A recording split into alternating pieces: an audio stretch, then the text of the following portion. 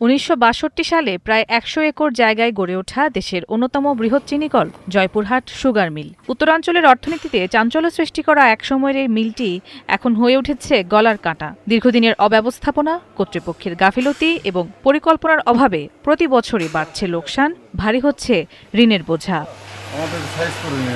55,072 metric ton উৎপাদন সক্ষমতার sugar মিলটিতে বছরে উৎপাদন হয় 20,000 টন চিনি, যেখানে কাজ করেন নিয়মিত অনিয়মিত মিলে প্রায় 1,000 কর্মকর্তা কর্মচারী, যাদের বেতন বাবদ বছরে খরচ হয় 27 কোটি টাকা। তথ্য বলছে, গেল 5 বছরে 100 কোটি টাকা আয়ের বিপরীতে ব্যয় 320 কোটি। ফলে প্রতি বছর গুনতে হয় বিপুল পরিমাণ লোকসান।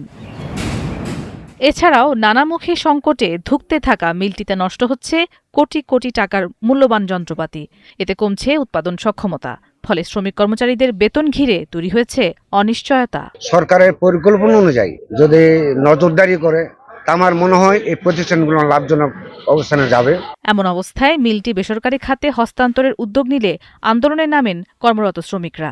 আমাদের যে সম্পদ আছে, আমাদের যে জায়গাগুলো আছে, এগুলা সুষ্ঠু ব্যবহার করলে এখান থেকে যে টাকা আসবে, এই টাকা দিয়ে আমার শ্রমিক বাঁচবে, আখ চাষি বাঁচবে, আমরাও বাঁচবো। সঠিক ব্যবস্থাপনার অভাব, নিয়ন্ত্রণের অভাব, আধুনিক প্রযুক্তির অভাব এবং কৃষক বান্ধব পরিবেশ তৈরির অভাব। কর্তৃপক্ষ বলছে, উৎপাদন বৃদ্ধি ও প্রশাসনিক শৃঙ্খল ফেরাতে এরই মধ্যে নেওয়া হয়েছে নানা উদ্যোগ, যা বাস্তবায়ন হলে আবারও ঘুরে দাঁড়াবে মিলটি।